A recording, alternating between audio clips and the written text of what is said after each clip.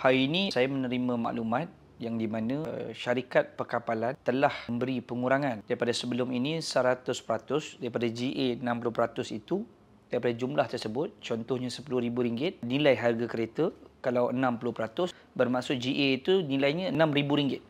Jadi hari ini saya difahamkan daripada RM6,000 ini mereka telah memberi pengurangan lebih kurang 60% lagi. Bermaksud dia telah memberi pengurangan lebih kurang dalam 3,600. Setelah desakan demi desakan yang dibuat, kita telah berjaya dengan izin Allah atas sokongan, atas kerjasama dengan semua mangsa-mangsa. Pihak syarikat kapal telah mengeluarkan GA yang terbaru daripada nilai harga asal yang sebelum ini, daripada harga kereta yang RM10,000 contoh, disuruh bayar 60% GA itu sebanyak RM6,000. Daripada RM6,000 itu telah diberi pengurangan lagi 60%. Bermaksud hanya perlu bayar RM2,400 dan RM3,600 tidak diberi diskaun. Tapi di sini, walaupun ini satu kejayaan, tapi saya masih tidak berpuas hati kerana laporan daripada punca utama menyebabkan kebakaran kapal ini, kapal Roro ini, daripada mana? Saya masih belum menerima laporan daripada pihak kapal yang selama ini kita tunggu. Manakah laporan yang mengatakan bahawa kapal ini terbakar oleh kerana disebabkan kargo ataupun kerana kesilapan kapal itu sendiri. Dan sebab itu, adjuster perlu memberikan laporan itu kepada mangsa.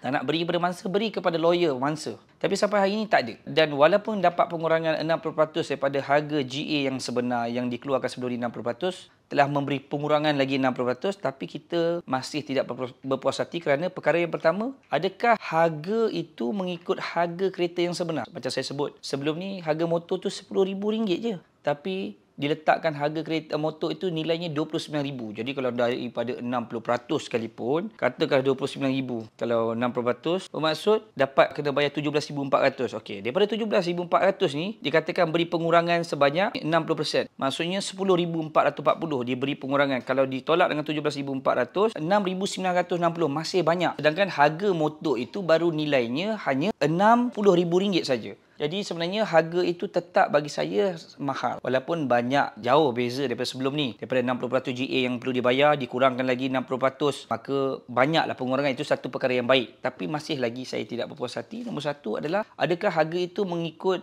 laporan yang sebenar harga penjualan semasa kereta tersebut, kereta dan motor? Itu yang pertama. Kedua, sampai hari ini kita nak tahu kenapa adjuster tidak mengeluarkan laporan punca kebakaran disebabkan apa? Kereta ataupun disebabkan kapal kargo. Di manakah puncanya? Sebab tu kita nak tahu punca sampai hari ini.